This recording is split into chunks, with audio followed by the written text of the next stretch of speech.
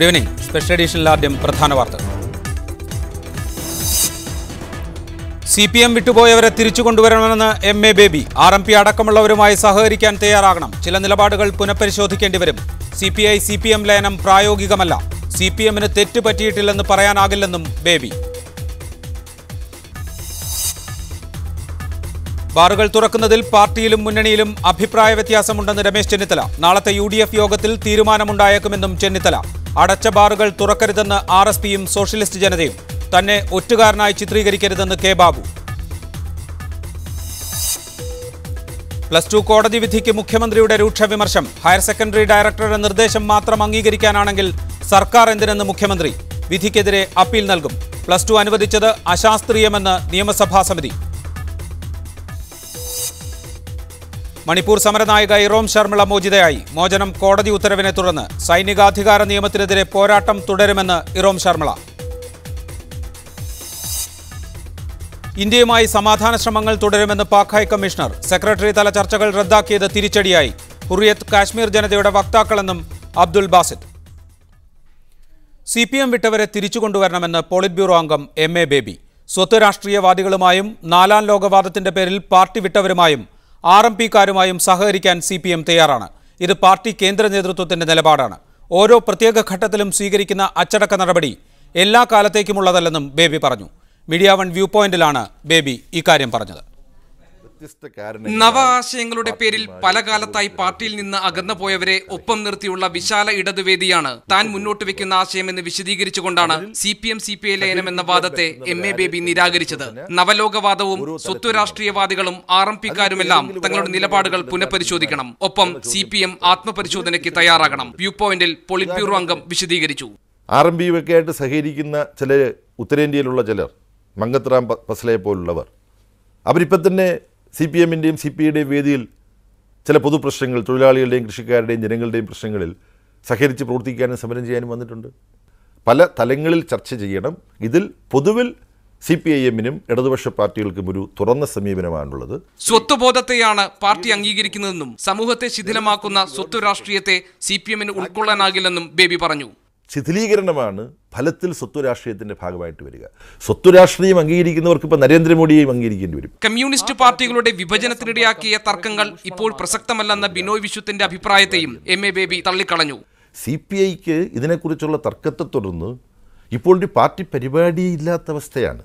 തന്റെ പരാമർശങ്ങളുമായി ബന്ധപ്പെട്ട് സമീപകാലത്തുണ്ടായ മറ്റു വിവാദങ്ങൾക്കും വ്യൂ പോയിന്റിൽ ബേബി വിശദീകരണം നൽകുന്നുണ്ട്. News desk media one. ചിന്തകനും ഗ്രന്ഥകാരനുമായ MP പരമേശ്വരൻ. അദ്ദേഹം തൃശ്ശൂരിൽ നിന്ന് ഈ ചർച്ചയിൽ പങ്കെടുക്കും. N മാധവൻകുട്ടി ദേശാഭിമാനിയുടെ കൺസൾട്ടിംഗ് എഡിറ്റർ. അദ്ദേഹം തിരുവനന്തപുരം സ്റ്റുഡിയോയിലുണ്ട്. RMP നേതാവ് N വേണു ടെലിഫോൺ ലൈനിലും. ആദ്യം MP പരമേശ്വരനിലേക്ക്. ശ്രീ MP പരമേശ്വരൻ, തൃശ്ശൂരിലെ സെമിനാറിലും ഇന്ന് മീഡിയ വണ്ണിന് നൽകിയ അഭിമുഖത്തിലും MA ബേബി നടത്തിയ പരാമർശങ്ങൾ, പല കാലങ്ങളിലായി പാർട്ടിയിൽ നിന്ന് പുറത്തേക്ക് പോകേണ്ടി വന്നവർ ആ പ്രത്യേക ഘട്ടത്തിൽ നടത്തിയ പാർട്ടിയെടുത്ത നടപടികൾ അത് എക്കാലത്തും നിലനിൽക്കുന്നതല്ല, അല്ലെങ്കിൽ എക്കാലത്തേക്കുമുള്ളതല്ല എന്ന മട്ടിലുള്ള പരാമർശങ്ങൾ, ഇതൊക്കെ പാർട്ടിക്കുള്ളിൽ നടക്കുന്ന സംവാദങ്ങളുടെ പ്രതിഫലനമാണ് എന്ന് താങ്കൾ കരുതുന്നുണ്ടോ? ആയിരിക്കാം. പാർട്ടിക്കകത്ത് നടക്കുന്ന സംവാദങ്ങളുടെ പ്രതിഫലനമായിരിക്കാം. പക്ഷേ അതിൽ ചില പരാമർശം പാർട്ടി വിട്ടുപോവാ, ഞാൻ പാർട്ടി വിട്ടുപോയിട്ടില്ല, പാർട്ടി എന്നെ വിട്ടതാണ്, ഞാൻ ഇപ്പോഴും പാർട്ടിയുടെ ശത്രു അല്ലാതെ തന്നെയാണ് ഇരിക്കുന്നത്. പാർട്ടിക്കകത്ത് നടക്കുന്ന സംവാദങ്ങൾ എന്താണെന്ന് ചോദിച്ചാൽ എനിക്ക് അറിഞ്ഞൂടാ. എങ്ങനെയാണ് അവർ ഇത് ആക്ട് ചെയ്യാൻ പോകുന്നത് അറിഞ്ഞൂടാ. ശ്രീ MP പരമേശ്വരൻ, RMP വരെയുള്ള ആളുകളുമായി സഹകരിക്കാൻ കമ്മ്യൂണിസ്റ്റ് പാർട്ടി CPIM തയ്യാറാണ്. അവർക്ക് പറ്റിയ തെറ്റുകളെക്കുറിച്ച് അവർ പുനരാലോചിക്കണം. കമ്മ്യൂണിസ്റ്റ് പാർട്ടിക്ക് പറ്റിയ തെറ്റുകളെക്കുറിച്ച് പാർട്ടിയും പുനരാലോചിക്കണം എന്ന് MA ബേബി പറയുന്നുണ്ട് മീഡിയ വണ്ണിൻ്റെ അഭിമുഖത്തിൽ. അത്തരമൊരു പുനരാലോചനയ്ക്ക് സാധ്യതയുണ്ടോ താങ്കളുടെ അനുഭവത്തിൽ?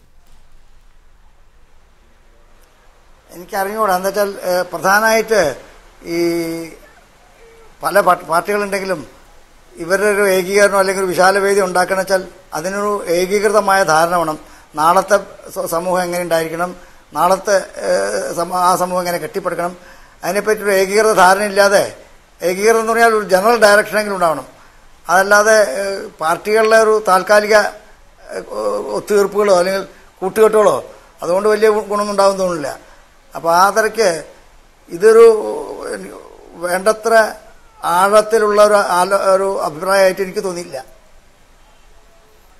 അത്തരത്തിൽ പൊതുവിലുള്ള ഒരു പുനരേകീകരണത്തിന് മാത്രം ഉള്ള നിർദ്ദേശമായി MA ബേബിയുടെ പരാമർശത്തെ താങ്കൾ കണക്കാക്കുന്നില്ല. അത്തരമൊരു നീക്കം പാർട്ടിക്കുള്ളിൽ നടക്കുന്നതായി താങ്കൾക്ക് തോന്നുന്നുമില്ല. ഇല്ല.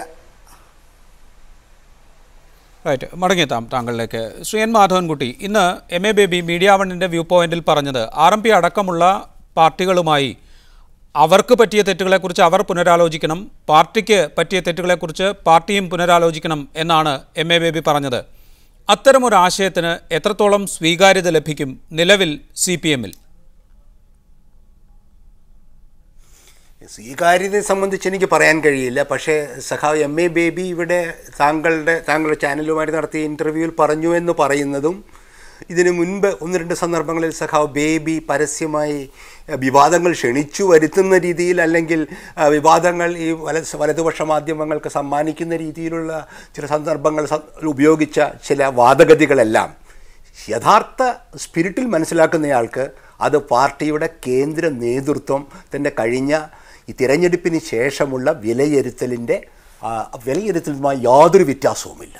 ഇത് വിവാദമാക്കാൻ ശ്രമിക്കുന്നവർക്ക് സഖാവ് ബേബി പറയുന്നതിൽ എന്തെങ്കിലും പുതിയ കാര്യമാണെന്ന രീതിയിൽ അവതരിപ്പിക്കാൻ കഴിയും. പക്ഷേ എന്നെപ്പോലെ പാർട്ടിയിൽ നടക്കുന്ന ചലനങ്ങൾ സൂക്ഷ്മമായി നിരീക്ഷിക്കുന്ന പാർട്ടി ബന്ധുക്കൾക്ക് പാർട്ടിയുടെ തെരഞ്ഞെടുപ്പ് പരാജയത്തിന് ശേഷം നടന്ന സെൻട്രൽ കമ്മിറ്റിക്ക് ശേഷം നടന്ന പാർട്ടിയുടെ തീരുമാനങ്ങൾക്ക് അനുഗുണമായിട്ടുള്ളതാണ് സഖാവ് ബേബി നിങ്ങളുടെ ചാനലിലടക്കം ഇന്ന് പറഞ്ഞ കാര്യങ്ങൾ.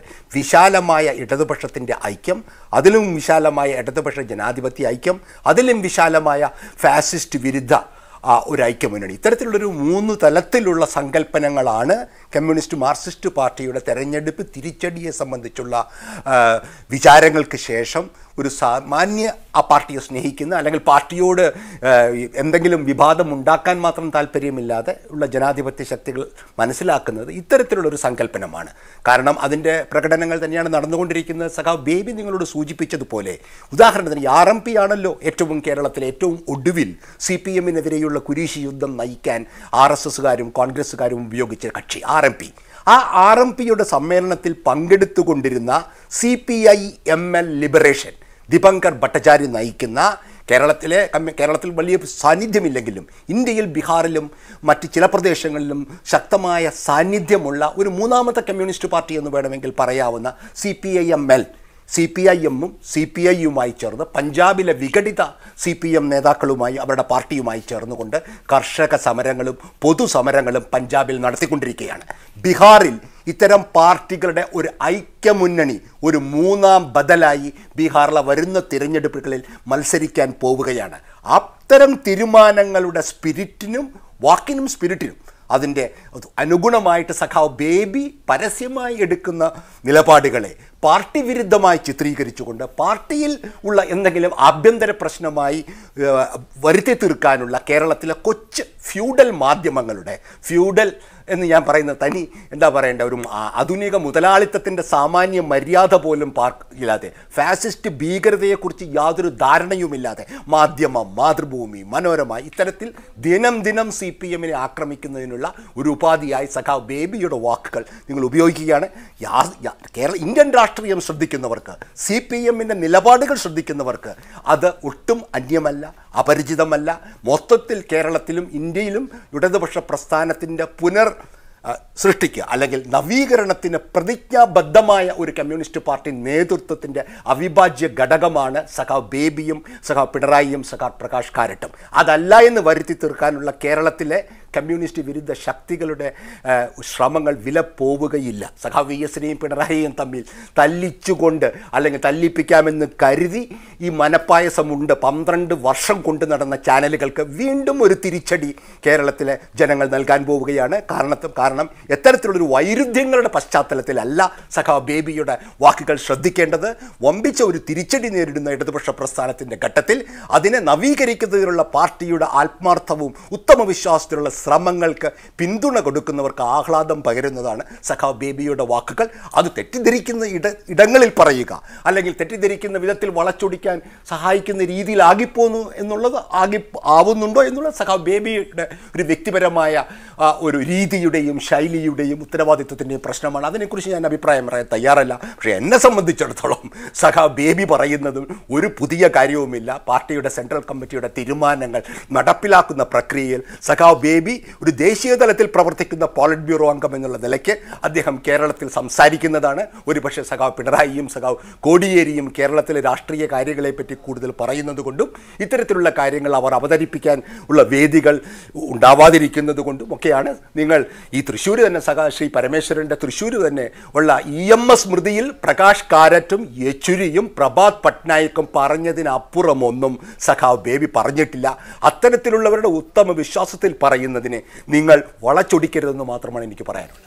റൈറ്റ്. ശ്രീ എൻ വേണു, RMPയുമായി പോലും സഹകരിക്കാൻ CPM തയ്യാറാണ് എന്ന് MA ബേബി പറയുന്നു.